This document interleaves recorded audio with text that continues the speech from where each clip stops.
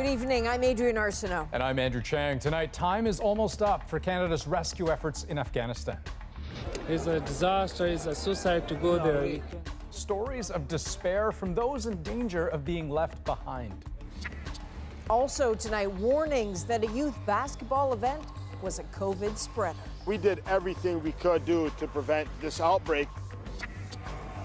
Canadian Paralympians opened their games with a bang. Keely Shaw, perfectly executed race. Reaction from athletes in Tokyo and family back home. And a fight for equality lay on the strings of her famous racket. I was just scared to death if I lost. We may lose everything we'd fought for. 5 decades later, Billie Jean King is still hitting hard. This is The National. For panicked people near the Kabul airport begging Canada to get them out of Afghanistan, and for their loved ones in Canada, days of desperation are giving way to a terrible realization. The military lifeline is coming to an end. Tonight, we've learned the last Canadian flight out of Kabul is expected to be tomorrow. So far, Canadian planes have brought more than 2,700 people to safety, Canadian citizens, Afghan refugees, and other foreign nationals. And close to 1,000 Afghan refugees are also now safely in Canada. But the worry tonight is for the fate of so many who were promised more, now left to fend for themselves under Taliban rule. Olivia Stefanovic begins our coverage with the race against time in Kabul. The desperation outside the Kabul airport makes it dangerous. There is more than 20,000 or 30,000 people out here. This former Afghan contractor with the Canadian Armed Forces is trying to reach the gate with his 4 kids. It's a disaster, it's a suicide to go there. Even with a Canadian visa in hand, he can't make it. There is the possibility that we're not going to be able to bring everyone that we want to when the air bridge stops. Federal ministers say the Canadian military continues to work inside and outside the wire, but a federal government source says the last flight out is expected to be tomorrow. We would have liked to have stayed beyond the 31st deadline, but as you know, that this decision has been made by the Americans. It's clear not everyone will escape. In the coming days, this phase will end. We are waiting here since morning from 6 a.m. till now. Images like this of Canadian soldiers seemingly ignoring the pleas of Afghans have increased the scrutiny and criticism of the government. These are the Canadian forces. They are not looking our visas. That is a heart-wrenching video. The defense minister says the situation is being reviewed and notes some Canadian soldiers are responsible for security while others assist with airport entry. Canadian Armed Forces have been taking every opportunity they can in trying to get as many Afghans with the Canadian papers inside to the airport. Opposition leaders blame the government for mishandling the evacuation. We promised to have their backs, and now it looks like Canada's failed. I would never abandon people as Mr. Trudeau has. This advocate says a lack of coordination among Western agencies is adding to the chaos. I'm pleading with the Canadian government to not abandon these people. So, Olivia, what do we know about what happens after that last Canadian plane leaves? Adrian, Canada, along with other G7 countries, is planning discussions with the Taliban in the coming days about how to treat those people who want to leave but have been left behind. The government says it's still committed to taking in 20,000 Afghan refugees, but first they need to leave Afghanistan. And last night the Taliban said it doesn't want any Afghans to leave. All right, so difficult. Olivia, thank you. Now, for those still stuck in Afghanistan, hope is giving way to fear about what could happen next. Stephen D'Souza spoke to some of those still trapped and to family members here in Canada, exhausting every option to get them out. The crowds, a mass of confusion and desperation. The path to the airport crawling with Taliban. So after multiple attempts to leave, a Canadian stuck in Afghanistan is now laying low. We are in hiding, we are keeping a low profile. We're protecting his identity. He was visiting Afghanistan when the Taliban took over. He has approval from Canadian immigration, but getting to the designated meeting point has been impossible. It's not safe. We waited for 8 hours almost in the sun, so it was a chaos. There was no crowd management at all, so there were lots of beating happening. As hope of escape fades for those with papers, those not even eligible face an even darker future. I feel totally alone, isolated and abandoned here. We reached this man in Afghanistan. He worked for Canada as a translator for 3 months in 2008, then some international aid groups. Not enough to get approved, but enough to receive death threats from the Taliban. Canadian officials say they'll work with neighboring countries to try and help Afghans who make it out. But he says getting to the border by land is almost impossible. Simply, I can say I'm waiting at home to come here. I'm waiting for Taliban to come to my home and kill me. They have a serious danger. Vancouver resident Zora Wise says a member of her family in Afghanistan is on a Taliban hit list. They're social and political activists, but have never worked for Canada. So she's cast her hope elsewhere. Frankly speaking, my only hope is if Pakistan embassy helps. Like so many fighting to get relatives out, it's taken a toll. It's like, this is a situation when I feel guilty of even being here. Sometimes I feel like it was maybe better that I was in Afghanistan. A heavy burden as she and so many watch the window for escape slam shut. Stephen D'Souza, CBC News, Toronto. Turning to the COVID story now and the growing number of new cases across Canada. More than 3,300 people tested positive today. That continues an upward trend that started 8 days ago.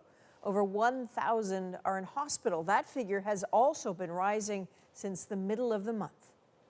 Well, there's new evidence tonight that COVID vaccines can lose effectiveness. It's from a new study in the UK of these so-called breakthrough infections. The new data deepens an existing debate about booster shots. Vicadopia explains. When they were first approved, clinical trials suggested vaccines could defeat the coronavirus. But new data from the UK put that assumption to the test. With more than 1 million vaccinated people tracked, it's one of the largest real-life studies of how well vaccines protect against infection. It found, for Pfizer, vaccine effectiveness dropped from 88% to 74%. AstraZeneca's protection slid from 77% to 67%. The study's authors conclude booster shots are now needed. We can't just sit by and see the protectiveness slowly waning, whilst cases are still high and chance of infection still high as well. Missing from the UK data, how sick did those vaccinated people actually get? If they were mildly ill, booster shots may not be worth it. Last month, during the surge in cases in Los Angeles, the number of vaccinated people who also got sick did go up. But the number of hospitalizations and the number of ICU admissions were tremendously less in the vaccinated people compared to the unvaccinated people, indicating that even though breakthrough infections happen, you're still protected from severe disease. Nevertheless, the UK, US, and Israel are among those going ahead with booster shots, despite calls from the World Health Organization to hold off. It's not conclusive in terms of its benefits. In Canada, scientists are still weighing the need for boosters in older and immunocompromised people.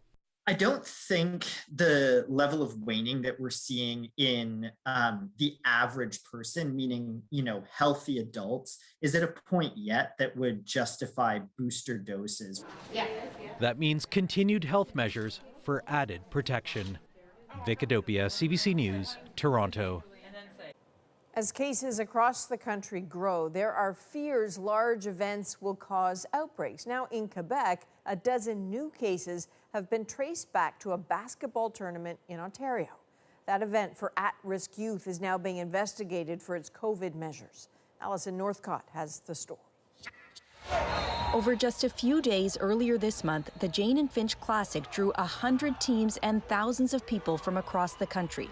Now, public health officials say the event for 10 to 19-year-olds is linked to 25 cases of COVID-19, 16 in Quebec, 9 in Ontario, and it's urging anyone who is there to get tested.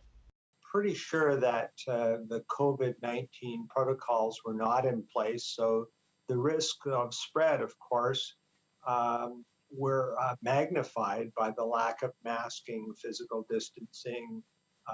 We don't know whether indoor gathering limits were observed. Under Ontario's current rules, indoor events are limited to half capacity, up to a maximum of 1,000 people. Distancing is required, and so are masks, except while playing sports. We went around and reminded people consistently to wear your mask. This volunteer for the nonprofit organized event says they worked hard to follow the rules, but says it wasn't always easy. We walked around, we put up signs. You couldn't enter without getting screened. We did everything we could do to prevent this outbreak. Durham Public Health says its investigation is ongoing and it's considering legal action. We've seen quite a few fines issued against mostly businesses, often restaurants, retail establishments. This lawyer says the province could impose a fine against the organizers, but if an individual got sick at the event and wanted to sue, an Ontario law passed last fall would make that difficult. Essentially limiting that kind of liability for businesses as long as they show that they made a good faith effort to comply with public health regulation. Thomas says events like his are important for young people's mental health and says he's cooperating with public health officials. Alison Northcott, CBC News, Montreal. Ontario insists it will not be adopting a version of a vaccine passport. That comes after a health official in Eastern Ontario said the province should eventually introduce a system similar to Quebec's. But one of the province's largest municipalities may go its own way. At this time, Peel Public Health is also actively exploring with other health units what could be done locally on a vaccine certificate program, absent a provincial solution. Right now, 3 provinces, Quebec, Manitoba, and British Columbia, are introducing vaccine passports. The federal government is introducing one for international travel. Now, in line with new federal rules, Air Canada is making vaccination mandatory for all of its employees, and additional testing will not be an option for those refusing the shot. The airline says anyone who's not fully vaccinated by October 30th will face unpaid leave or even dismissal. The only exceptions, those qualifying for an exemption on religious or medical grounds. Vaccine mandates have been a hot topic on the campaign trail. Protesters opposed to them hounded Liberal leader Justin Trudeau again today. More on that in a moment. But first, how the Conservative leader's position might stack up in some crucial electoral regions. Here's David Cochrane.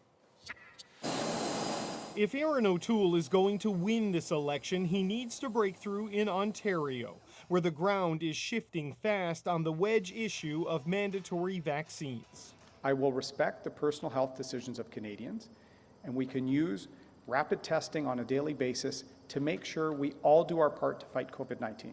That's been O'Toole's position from the start, but much of Ontario is quickly moving in a different direction.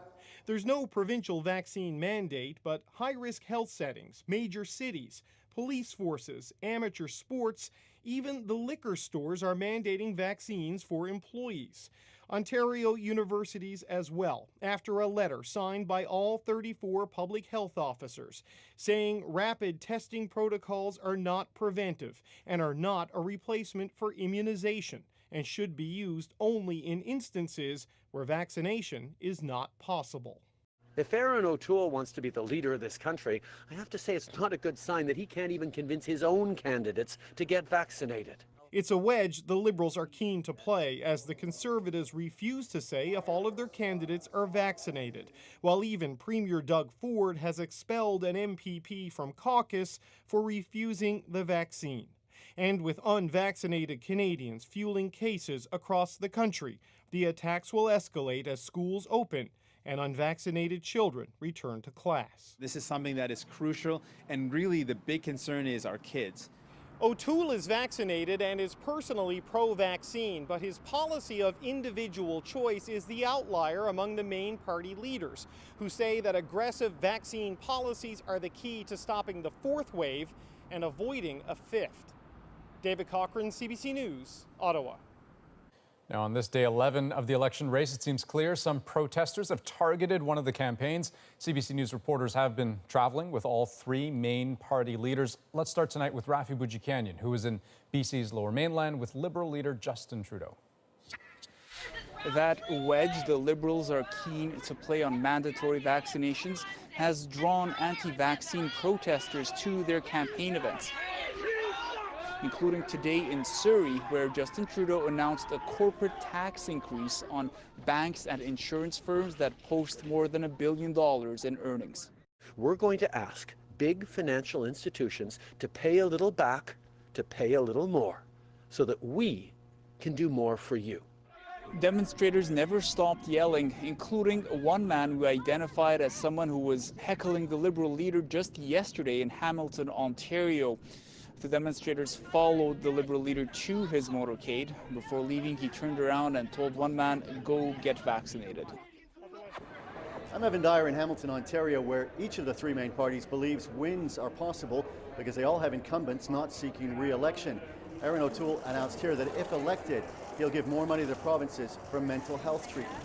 We won't bicker and fight with the provinces, but we will work with them as true partners on mental health, with the goal of giving more Canadians access to the vital mental health treatment they need, and more quickly. O'Toole also said that a Conservative government will dedicate $1 billion to mental health care in Indigenous communities. I'm Tom Perry with the NDP campaign in Windsor, Ontario. Affordability has become a big issue in this election. NDP leader Jagmeet Singh today vowed to reduce Canadians' phone and internet bills by forcing big telecom companies to cap their rates. What it really takes is having the courage to do so. And what we've seen from Justin Trudeau and from the Conservatives is they are not willing to take on these powerful interests. They're not willing to take on the big telecom companies. The Liberals promised in 2019 to lower Canadians' phone bills by 25%. Singh says they didn't deliver, but he's trying to convince voters that he will. One person is presumed dead and another has been injured after a building partially collapsed at a North Vancouver worksite. This is a tragic incident. It's upsetting for people who live and work in this area, certainly. Officials say the three-story building was in the midst of being demolished at the time of the collapse. Engineers have been brought in to secure what is still standing before investigators try to determine what went wrong. Well, the pandemic forced coffee shops to use more paper cups and to create more waste, but things may be returning back to normal. It feels almost like sometimes COVID-19 can be used as an excuse. Coming up, one company has made the move to reusable once again. Will others follow suit? And the woman who famously challenged misogyny on the court, Billie Jean King, speaks about fighting for change. I was just scared to death if I lost. We may lose everything we'd fought for. Plus,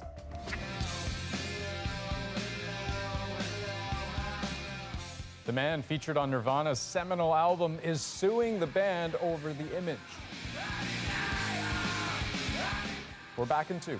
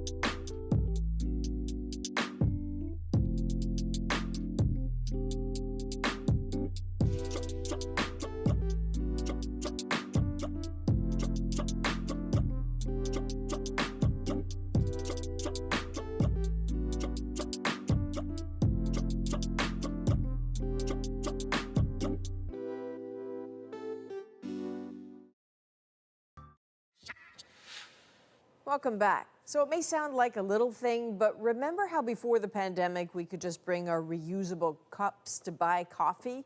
That convenience went away when COVID showed up, but Starbucks says it's coming back. Cameron McIntosh explains how it will work and how that idea is going over. That one for the road, now littering it. Even when they make it to the garbage, paper takeout cups are a big waste burden. I'm gonna see if they'll fill up my reusable cup.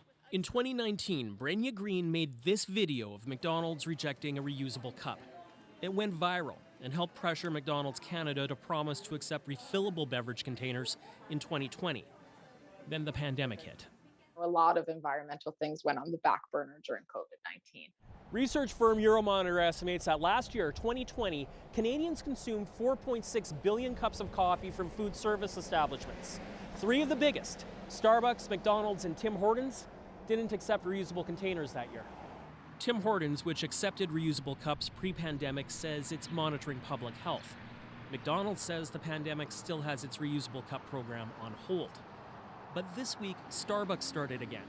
Hand over a reusable container on a tray, they'll hand it back in a mug to reduce contact. We have reimagined this from a very conservative, cautious approach for safety to a new way to do it and do it really well that offers extra layer of protection. A mug is probably a very, very low risk object.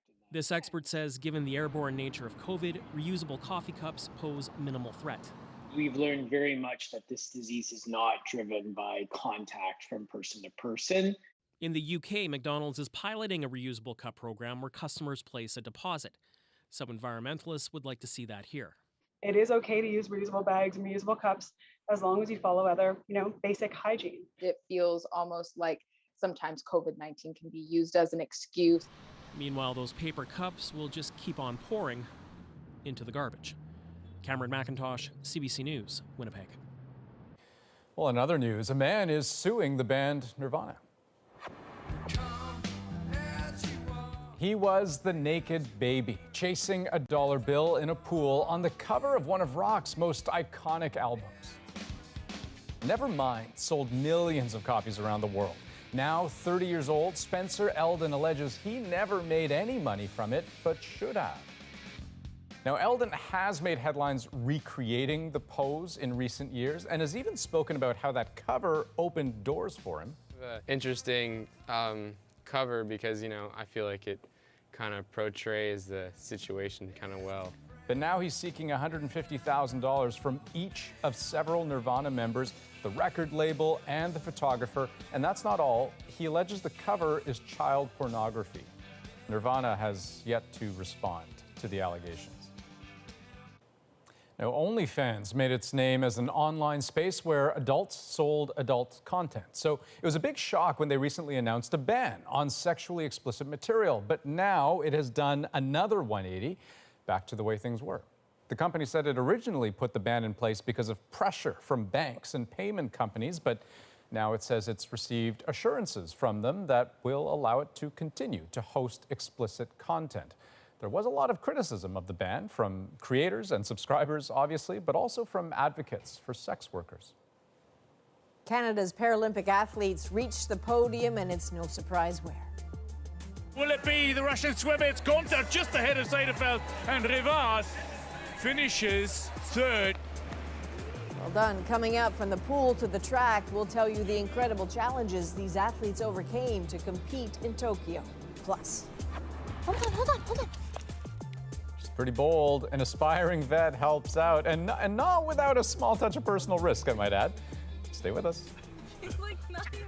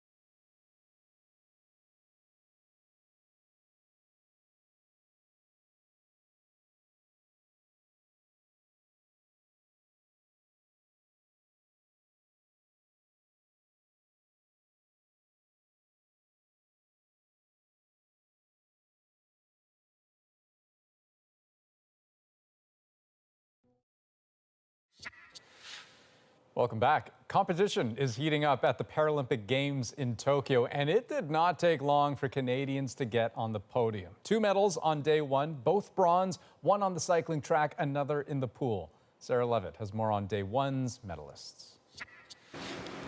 Keely Shaw, perfectly executed race. The first day of competition, the first on the podium for this country. It is a bronze to Canada. It's so heavy, I think it's probably the biggest bicep workout I've had in 3 years. Saskatchewan's Keely Shaw, a first-time Paralympian, quick to prove she belongs here. And I can't even express how grateful I am to know that there's been so many people in Canada who stayed up late in order to watch me run this race and be able to cheer me on to a bronze medal. Her win came as no surprise to Bruce Craven. He introduced Shaw to the sport. Keely is extremely committed and dedicated to whatever process is in front of her. She was going there to medal.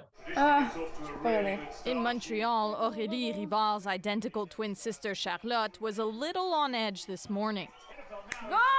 It's a new world record for Aurélie Rivard. 5 years ago in Rio, the swimmer from Saint-Jean-sur-Richelieu, Quebec, not only took home gold in the 50-meter, she set a world record. This morning, It's Gunter just ahead of Seidefeld, and Rivard finishes third. Rivard's world record remains intact, but of course it's not the color that I wanted, but I missed that moment. You know, I saw my flag going up there. I was like, I'm really lucky to be here, but it was just a lot of mixed emotion. Disappointment from her, pride from her sister. I'm glad she's been able to go on the podium because, you know, these games were the one where we didn't know what to expect at all. But the games aren't over. Both Rivard and Shaw have chances for more medals. It would be lying if I weren't expecting at least 2 gold medals. Expectations then are high, but these women have already proven they can handle the pressure. Sarah Levitt, CBC News, Toronto. The best tennis player of her day, the world #1, Billie Jean King, was unstoppable on the court. That's it. She's done it. Coming up, the tennis star opens up about her more painful experience. What makes people tick? They told me you can't talk about what you're feeling or thinking at all about your sexuality, or else we're not going to have a tour. My conversation with Billie Jean King, next.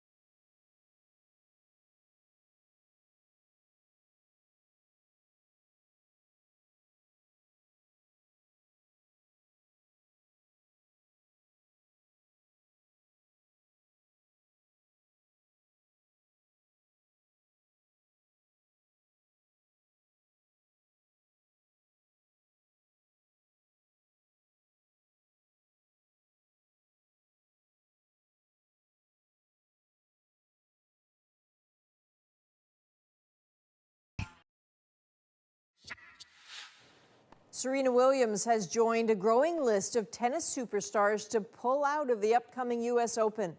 Williams made the announcement on social media, saying she needed more time to heal from a torn hamstring. Her sister Venus, Roger Federer, and Rafael Nadal have also pulled out of the tournament. Now, before it does open, though, some lower-ranked players are playing their hearts out to get into the main draw. They are doing that at the Billie Jean King Tennis Center. Having that storied ground named after her, just one more way to pay tribute to a woman whose battles for equality in sport aren't a story of the past. They continue today as urgently as ever, and she is as determined as ever. It's a fool's game to try to single out the most meaningful honor ever given to Billie Jean King. More than enough that Elton John wrote the song Philadelphia Freedom about her, that President Barack Obama gave her the nation's highest honor. All that as spectacular as her 39 Grand Slam tennis titles.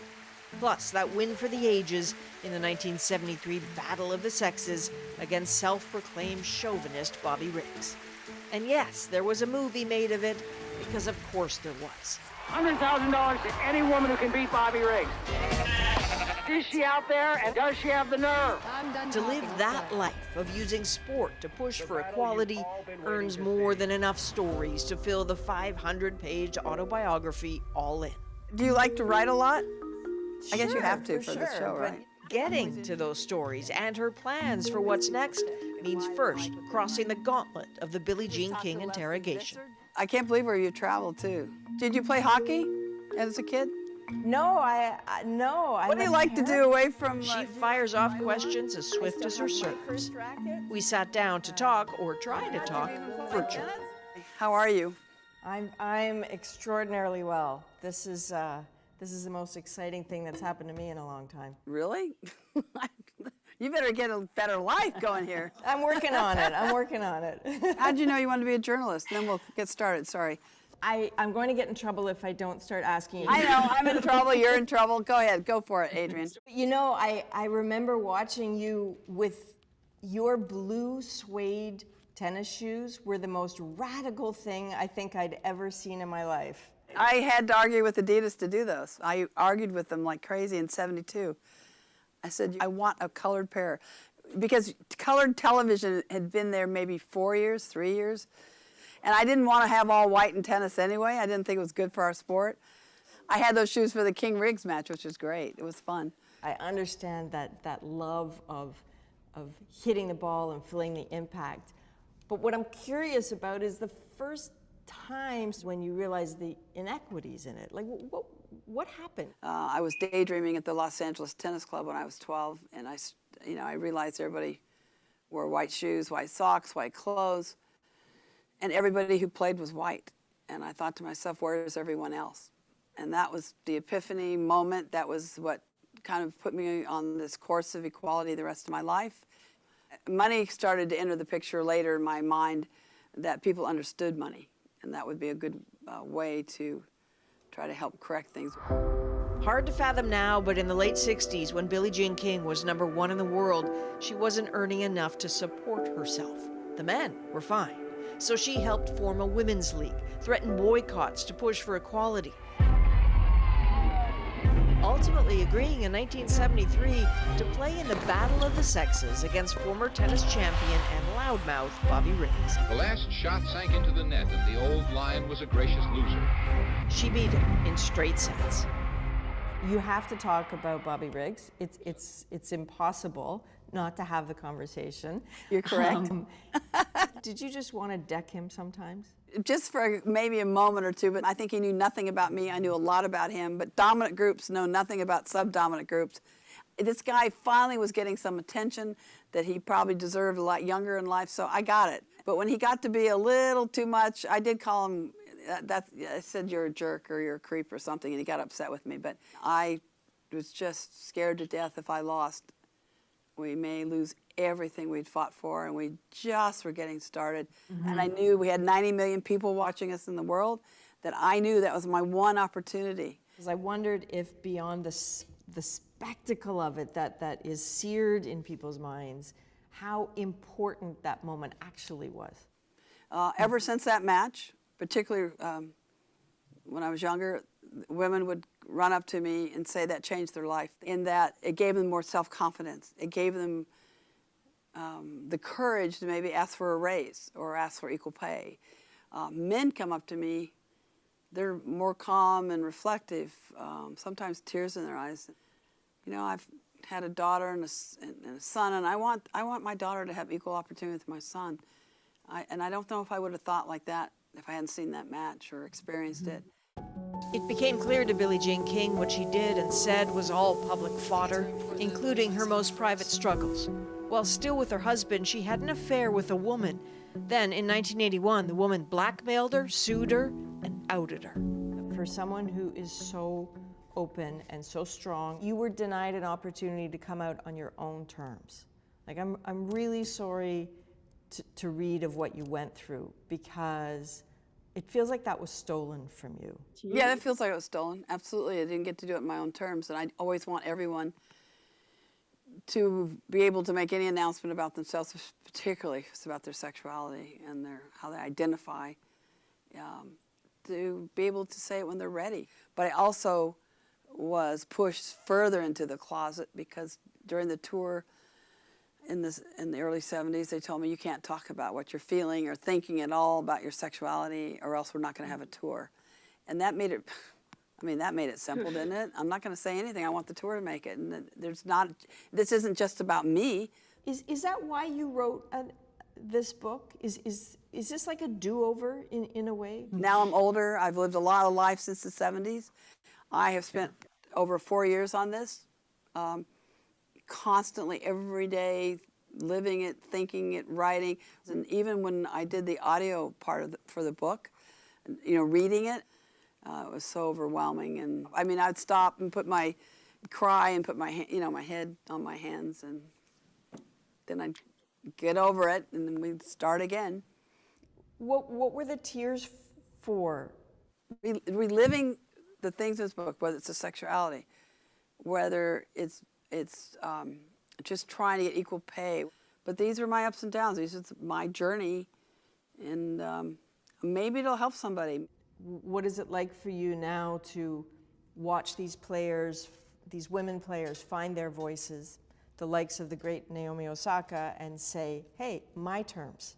I'm going to try to do this on my terms. No, for me, it's wonderful. This is what we fought for, that we'd have a platform so women could talk and say what's on their mind and try to push the envelope. Naomi is doing that, which I think is fantastic.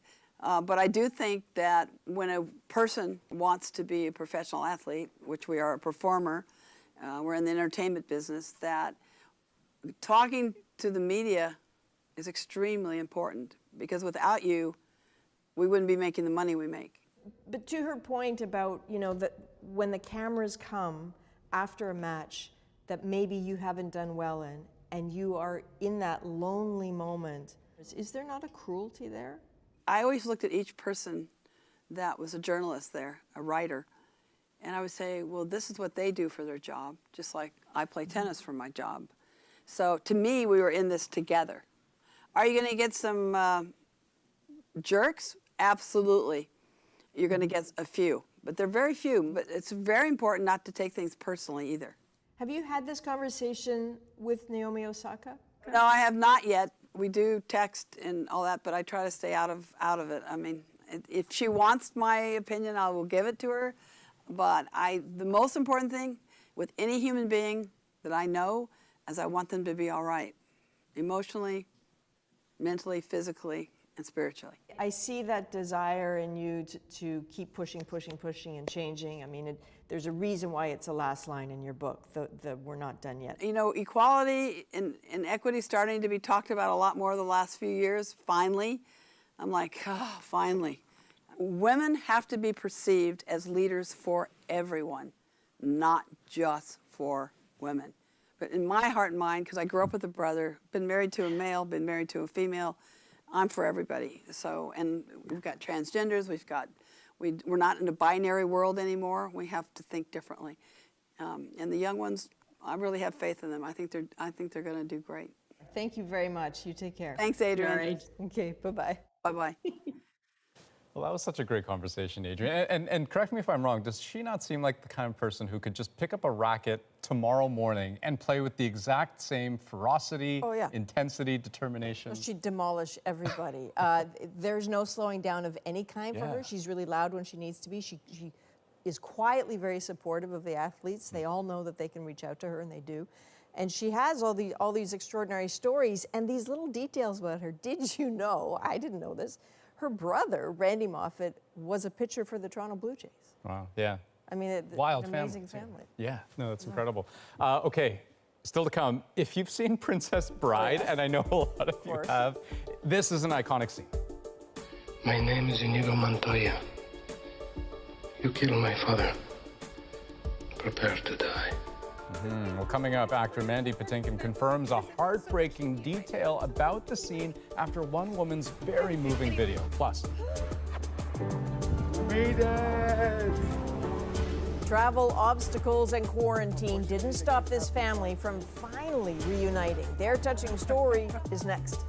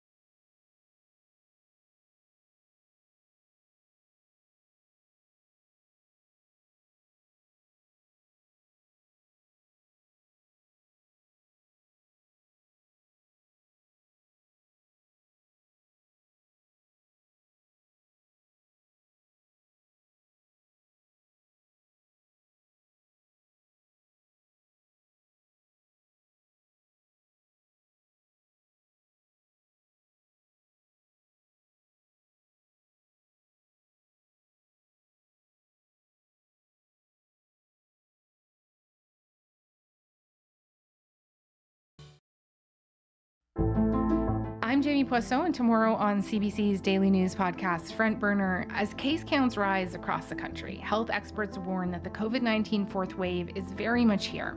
But who will bear the brunt of it? Subscribe wherever you get your podcasts. Welcome back. All week on The National, we are bringing you stories of reunions, the kind the pandemic had made all but impossible. And after almost 2 years, the Al-Kowatli family was so ready to reunite. Bags packed, ready to go, ready to hug again. You know the feeling? But that first moment back together was not quite what they expected. We're excited about our journey because this is going to be the first international trip that we're going to take after 2 years of not seeing our family in Canada. We made it! The pandemic has shown us that life changes, life is short. Our kids are growing up so fast. I'll be meeting my daughter Claire, her husband, and the 3 children at the Vancouver airport. Okay guys, yalla. Unfortunately, the kids have to quarantine for 14 days. Dejectedly, we left the airport. We couldn't hug my mother. I know we're supposed to hug. No, we're not.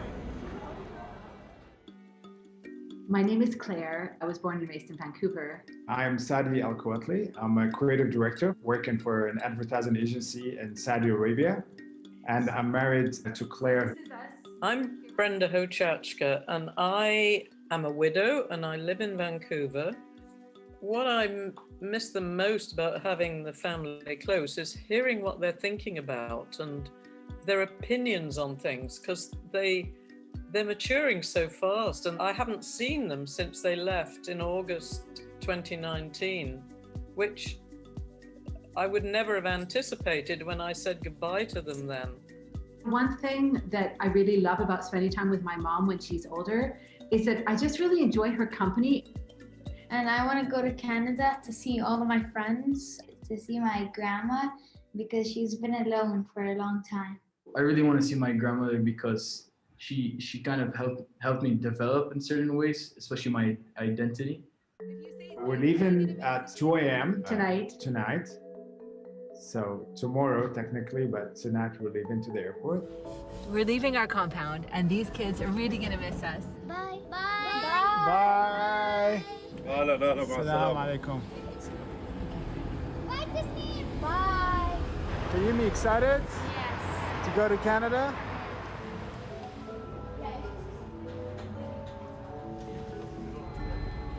We're gonna take Lufthansa and we're gonna spend 4 hours in Frankfurt, a layover. The next flight will be like 11 hours to Vancouver. Hey, we landed, guys. The mountains of my childhood. Okay, this is filming. Why don't I start with, so things didn't go exactly as we had planned. We knew that there was a great possibility that the kids would have to quarantine because they're not vaccinated, even though they've already had COVID. So we arrive at the airport, present our papers, only to have her tell us they need to do a 14-day strict quarantine. How many days in Canada? Any other countries besides 6 weeks. Can you not film me filling this out, baby? I'm feeling really depressed right now. We waved from a distance and we chit-chatted, but we were sort of sad. No hugging. So then we took a taxi to Whistler and we spent the next 2 weeks in quarantine. Come on, look, you want to see Vancouver? Stop! Ah! Yay, we can finally hug. We were so happy in the end to finally be able to reunite with our family. And so here we are at Tofino, the West Coast Vancouver Island. As much as it is about visiting family, it's also about reminding our kids where one of their homes is. Are we gonna walk to the cliff? Now to another connection, this one made over the internet. It involves the cult classic, The Princess Bride, and a story that brought a fan together with one of the film's biggest stars. Okay, so I'm gonna try to do this without crying. It all started on TikTok after a fan posted a story about her late father. Inigo Montoya was his favorite character from the film, played by the wonderful Mandy Patinkin. She says when her dad died from cancer, she found new meaning behind an iconic scene. I want my father back, you son of a bitch. I saw on the internet the rumor that when Mandy Patinkin said that line, he was thinking of his own father who had passed away from cancer. Well, the internet did its thing, and that video made its way to the man behind the famous line. If this ever does reach Mandy Patinkin, just thank you so much for your performance in that movie because it meant so much to me and my dad. As for the rumor, it's been confirmed. It is true, 100% true. I said I'm going to do this part because in my mind, if I get this six-fingered guy, that means I kill the cancer that killed my dad and I'll get to visit my dad. And that moment was coming. When I played that scene with Chris, and then I went back out there and talked to my dad. Such a touching connection. And even all these years later, that grin, so recognizable from all those years ago. Okay, up next, when you see a skunk, your first thought might be to run away, but not for this Ontario team. You're okay. Hold on. You're okay. Is she a skunk whisperer? Our moment is next.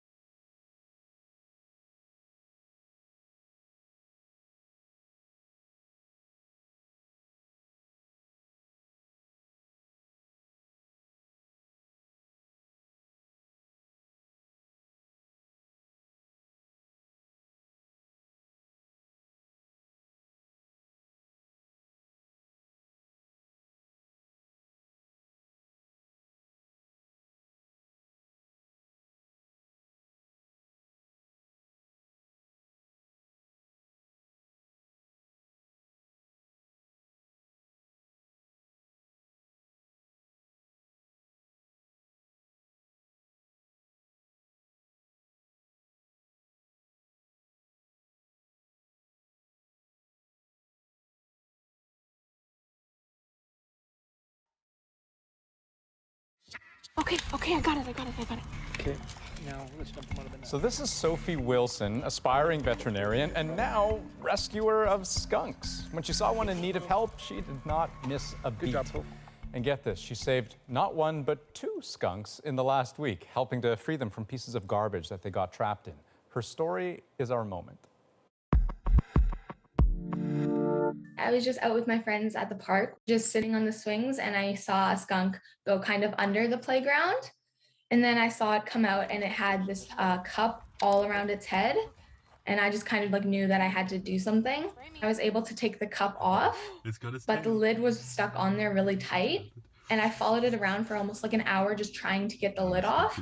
But then it ran into someone's backyard and my dad said that he would come with me and he would help.